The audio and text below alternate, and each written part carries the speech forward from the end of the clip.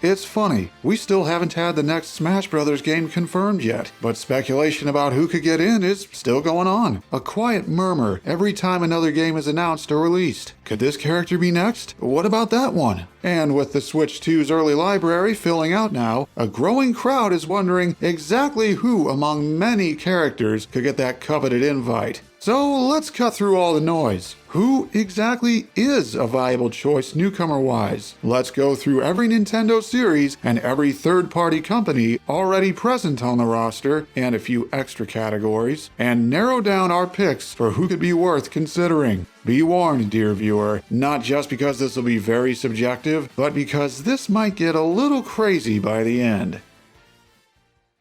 Alright, let's begin. Too much to cover to burn time on fancy introductions. And we gotta start here. The core Mario games have a lot of available characters. I think the cream of the crop this go-around is... Look, it's his time. Waluigi finally getting in would catch a lot of attention, and he's got more than enough to build a moveset around his oddball cheater personality. And this is kinda overdone, isn't it? How many videos like this make a bunch of safe predictions? I know. How about we talk about two characters instead? The second one can be something more off the wall, yet still possible if you squint a little. We're due for Luigi's Mansion 4 at some point, so what about King Boo, who has appeared in multiple mainline Mario games already, as a unique big body who can float in any direction in place of a double jump, with attacks where his Boo minions do the dirty work, and a final smash where he captures someone in a painting and puts it on display.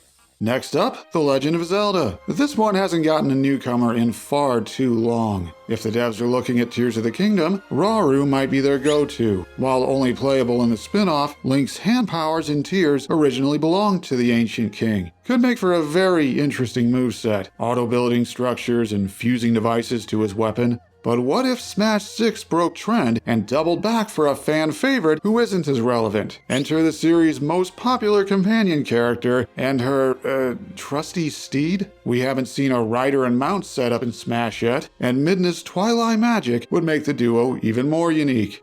Let's keep the ball rolling. The Puffball? At this point, Bandana D feels like he should be here already. Kirby's fourth main character, a fan favorite with a bunch of major roles, wielding a unique spear-based moveset he can combine with other moves and abilities for a style all his own. Of course, we need a wilder option too, not in Bandana D's place, but in case Kirby got two newcomers. And, okay, I know this looks like a meme pic riding the coattails of Air Riders, because it mostly is. But then you remember Rick could actually use copy abilities in Dreamland 2 and 3, and suddenly there's something there. It'd be kind of fun anyway. Okay, moving on. Metroid is legitimately active again, so who could work newcomer-wise? This is where things get complicated, because there are two characters with a legit claim on the safe choice. Sylux got his big break recently, with uneven execution, and he's planned to be a recurring villain. Ravenbeak was a one-off from the last 2D Metroid, where he made one hell of an impression. Either one would make sense, but if they wanted a deeper cut, what if, say, someone experimented on an Omega Metroid to make it smaller, a little more intelligent, and viable as a fighter? A monstrous foe that literally sucks the life out of opponents would certainly be different. Onward down the list. Pokemon's hard to pin down because of how many available characters there are. Right now, I think the most likely newcomer is still from Gen 9. We still don't know when in 2027 Winds and Waves will be out, and Smash has only pulled newcomers from Pokemon games that have wrapped up development far enough ahead of time. Helps that Gen 9's most prominent starter has a lot to work with. Plant and darkness powers, tricky illusions, and the stage presence of a magician. But if Pokemon got two newcomers, then... Okay, aside from an excuse to get my all-time favorite into this video, Absol did play a major role in ZA as the first Rogue Mega fight and first obtainable Mega Evolution in the base game and the DLC. With hard-hitting attacks and a special that foresees natural disasters that happen a few seconds later, well, it's not impossible. Let's move on to a less active series. Call it Mother, call it Earthbound, the whole trilogy is widely respected. What if the fact that the series has officially concluded didn't stop a newcomer from happening? The closest to safe you might get here is the one main character Smash doesn't have. Ness's predecessor might look similar, but he does have a few unique weapons, and his psychic powers take a few different forms. Or if they wanted to skip the psychic part, one of Nessa's party members does his own thing. Imagine a moveset filled with inventions that Jeff can repair and upgrade over the course of the match. Now let's go back to the very old. Most Smash games have added at least one throwback newcomer from the 1980s. Who's on the table for that? Well, there's been more buzz around Takamaru as time has gone on. The Apprentice Samurai wasn't well known enough globally to get into Smash 4, but thanks to a stray appearance or two, and his original game being on NSO now, that's changed. Or, this one's not that wild thanks to being an assist trophy, but it's on the table. Sukapon's original, Japan only, title was a fighting game, which could make the jump from summon to playable go relatively smoothly. That was a good start. Let's see who else is next. How about we double back to Mario for a moment? It's got some ancillary franchises, DK, Yoshi, Wario, etc., with their own unique series icons. What could these have to offer? Our easiest pick here is a popular one. Dixie recently cameoed in Bonanza and became playable in Returns HD through an update. Could work as a full newcomer or an Echo Fighter of Diddy in a pinch, which gives her multiple avenues to get in. Meanwhile, here's a pick that's less wild and more under the radar. Comic's just as much a Yoshi villain as a Mario one, so he fits here. The Koopa Sorcerer's been on the rise lately, and he has a whole bunch of spells up his sleeve for messing with his opponents.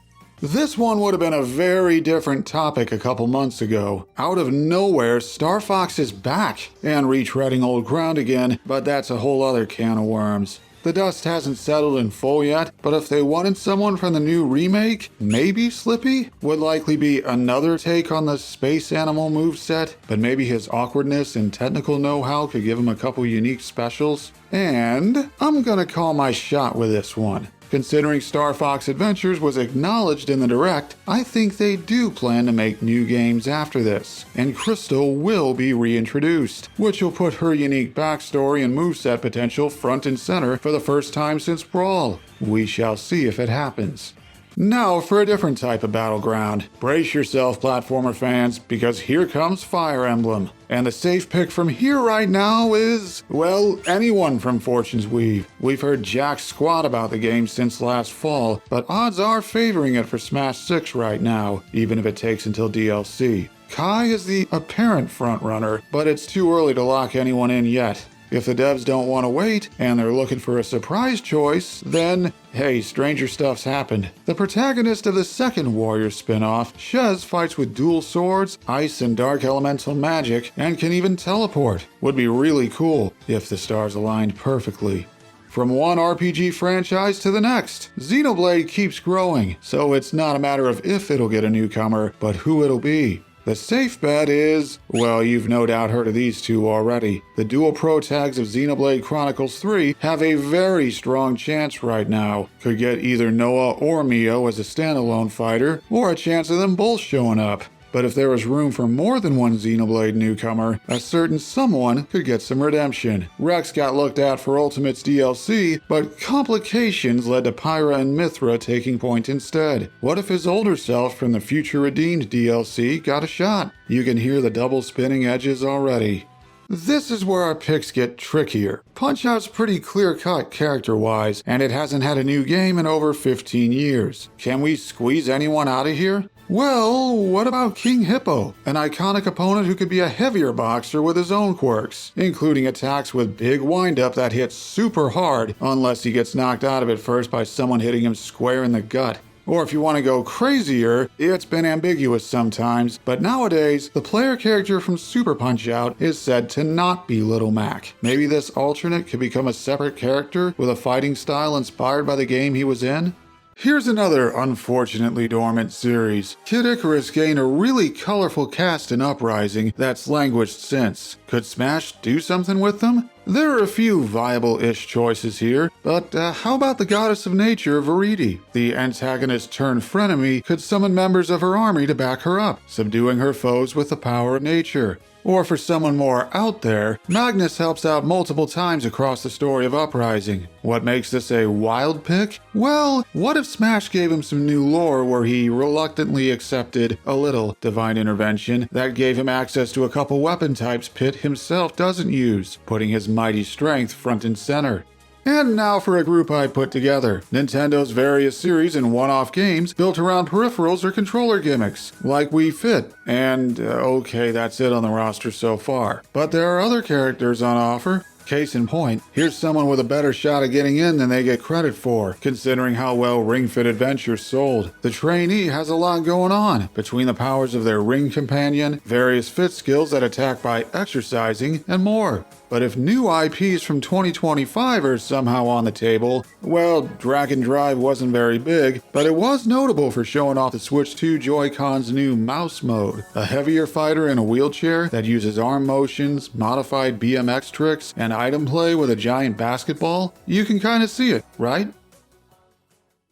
There are even more Nintendo series available. Let's check out the rest. How far we've come, huh? Splatoon got its first character at the start of Ultimate, and odds are very good that it'll get another in Smash 6. I'd ask who, but the Octolings are one of the likeliest newcomers right now. Could be an Echo Fighter or a standalone newcomer with a different loadout than the current Inkling moveset. Splatoon has more than enough weapons that Smash hasn't touched so far. Or on the off chance that games from 2026 are on the table, Splatoon's upcoming spin-off has a couple options. The player character is a mechanic with a bunch of ink-based gadgets, or maybe Deep Cut in their mech could do something. We'll see once the game comes out. Walking around beneath notice, because they're tiny, it's Pikmin. Figuring out who would work here got easier after the newest game. Rescue pup Ochi has a plausible shot at making the roster for real. When sized up proportionally to Olimar, he'd be a big body who could command a small squad of Pikmin that ride on his back for strategic multitasking. Or if you dig into the lore, Louie has some really weird stuff going on. The self-proclaimed King of Bugs could have a knockoff version of Olimar's moveset where he directs minor enemies around instead. Imagine his final smash sicking the ancient Sirehound on someone. This is gonna keep getting harder. Not sure how likely an F-Zero newcomer is right now, but let's take a look. The safest bet might be someone cut from similar cloth as Captain Falcon. Before you say anything, Black Shadow couldn't just take Ganondorf's current moveset because it doesn't actually fit him very well. His vehicle in F-Zero doesn't perform like a slow powerhouse, it's more of a juggernaut with high speed but poor control. He'd need his own take. Or for something more distinct, Falcon's other rival is an option. Samurai Goro could be fast and aggressive with wild katana swipes, but with poor acceleration and iffy neutral that make him rely on getting momentum first before he could be a serious threat.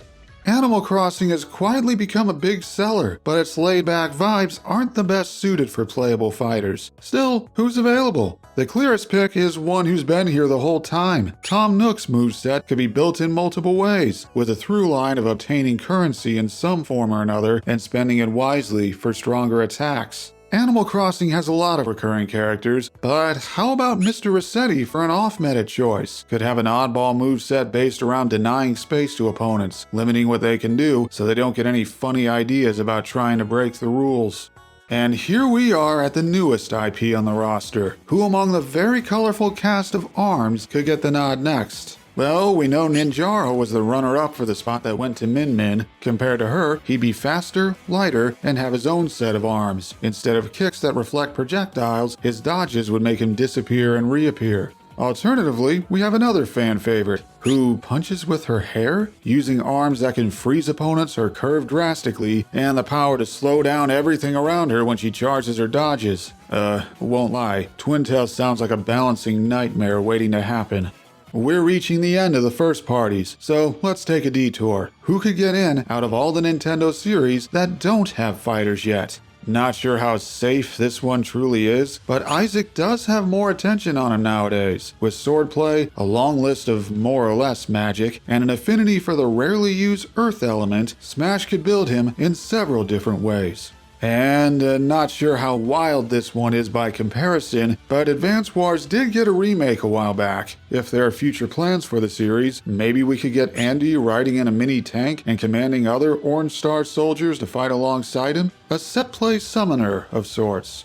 And finally, the Mii Fighters. Fans have always wondered if more might happen with them, so let's see. One possible path? Adding a new Mii type. How about a magic user? Their moveset could focus on stage control, which would be different from Mii Gunner's hardcore zoning. Could even use different types of magic in their specials. And magic users from other games could be part of their costume list. Or for something crazier, what if the devs chose to consolidate the current Mii types into one single fighter? Could mix and match elements of them all for a truly custom moveset. Sure, it'd probably be a total mess and a bigger balancing nightmare than Twintel, but hey, it'd be fun, right?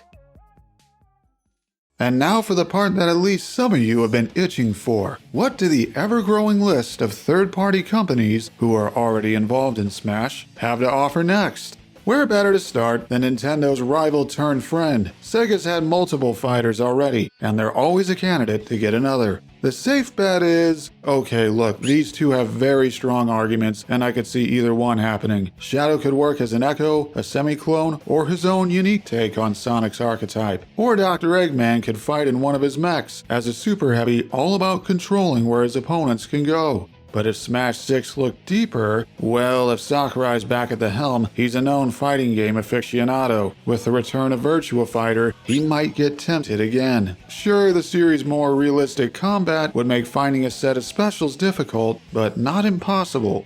Next up, the other company that jumped in at the first opportunity. What could Konami offer? If you want an easy pick, look no further than a series itching to get more than a Mii costume. Bomberman is well liked, has a long history with Nintendo, and he's even been active on and off lately. Perfect choice for a high-risk trapper character with big explosions that can also hurt himself. Or for something more out there, how about pulling from the Metal Gear spin-off that somehow hasn't gotten a modern re-release? Would the devs even be able to pull off the Blade mode from Rising and keep it remotely balanced? Who knows? Capcom's been on a roll lately. They also have a logjam of characters who could get into Smash. Who might make it first? Well, Street Fighter itself is on a roll lately. If it gets another character, I think Chun-Li is the go-to. With her signature moves in tow, the only question is which Street Fighter game she'd borrow mechanics from. But if you'll indulge me, I'm calling my shot again. Once the I still can't believe this is real Okami sequel is out, I think Amaterasu might get to cut in line ahead of Capcom's other hopefuls. She certainly has a unique build and moveset to stand out with. Next is the company that's helped make Smash for 2 games and counting. What could Bandai Namco offer? Well, your mileage may vary on how safe this one is, but Sakurai does like his fighting games. Soul Calibur might be inactive, but there might still be interest in either of these two. Fighting game mechanics are one way a new sword fighter could stand out. Or if Bamco wanted to go mask off, the Tales series is a long runner, but Smash speculation is focused mainly on Lloyd from the series' GameCube title. What if they said screw it and prioritized the series' most popular main character instead? Yuri might not dual wield like Lloyd, but he'd still sell well. Now for more anime sword fighters. Square Enix ended up with a lot by the end of Ultimate, even if Sora is just as much Disney. So could they get more? There's a logjam of characters here too, but one of the standouts is another classic. Chrono Trigger is the stuff of gaming legend, and its main character has a mix of katana techniques and light/lightning magic. Can already see the Delta Force Final Smash now, can't ya? But if you want to dig deeper, how about a newer RPG series? Octopath Traveler kickstarted the HD 2D trend, and its unique break and boost mechanics give the combat its own flavor. Who from it could get the call? I'm partial to Cyrus myself, but there are a lot of viable choices. SNK's been a controversial topic of late, but with their storied history, there's a chance Smash looks to them again. Well, if SNK got another character, I gotta think the one Sakurai's been side-eyeing for a while would get a leg up. Iori might not have Kyo around to hound constantly, but with the right KOF-inspired mechanics, I'm sure he'd manage. Or Sakurai could do the most brain rot yet in-character thing possible and tie up 3 entire DLC slots toward bringing in all of Team Sacred Treasures. He gets to homage KOF, include an entire team with tag-out mechanics, and Iori still gets in. The fact that I can't rule out him doing this says something. Let's head across the Pacific and see what Microsoft is up to. They've acquired a lot of characters. Hot take, but I think the safe-ish bet right now is actually Crash Bandicoot. Unlike some other characters that get speculated on more, Crash has a fanbase worldwide, not just in North America and Europe. You can practically see him spinning and bouncing on crates already, right? Another hot take? There's someone I think is flying under the radar. The Elder Scrolls series has a sizable fan base in Japan, and Skyrim still has on and off attention to this day with all the re-releases it keeps getting. Mark my words, do not overlook the Dovahkiin. That's every company already on the roster. What about some new additions? Well, Koei Tecmo's been working close with Nintendo for a while now. Would not surprise me if their poster ninja sneaks into Smash 6, with a legacy dating back to the NES, signature moves of his own, and a precision-heavy playstyle that demands as much player skill as his games do. But if you want something wilder, what if Ubisoft gets involved, but chooses someone other than Rayman? Assassin's Creed is their most consistent seller nowadays. It's had on and off presence on Nintendo platforms, and its most iconic character might well get a chance. And last but not least, we have a category for all the independent game devs out there. Who's going to be the first to make the roster? Well, the easy guess is the one Nintendo's given special treatment several times already, including a Mii costume from its predecessor. Deltarune might not be finished yet, but once it is, keep a very close eye on its main characters. Or there's another series that hasn't been acknowledged in Smash yet. Hollow Knight's become a poster child of modern Metroidvanias, and if the devs come knocking, I would not be surprised if Hornet got the nod after all the buzz surrounding her starring role last fall. Indies have come a long way, huh? And that's everything. A long, double-sized list of characters I think are worth talking about in some form for Smash 6. One side has pretty legit chances who are also kinda safe and discussed to death already. The other, a lineup with less of a shot, but they were fun to talk about, right? Sometimes newcomer speculation gets a little samey, so consider this my attempt at spicing things up. Did it work? Or was my personal bias with a couple of them too obvious? And it'd be irresponsible of me not to acknowledge some of the many honorable mentions who didn't make either list. Just because someone got relegated to here doesn't mean they don't have a shot. Goes to show how many characters are in the running nowadays, with only enough room for a handful of them each time. Hey, thanks to the following for helping with this video. Shout out to my channel supporters through Patreon and YouTube's memberships. Also, considering I've done newcomer concepts for several of the characters mentioned in this video, I should mention I'm definitely up for covering several of the others. But are you interested in any of them? Seriously, I'd like to know. It'd help a lot if I knew the views would be there. So, until next time, we'll see where the next round of invites end up, eventually.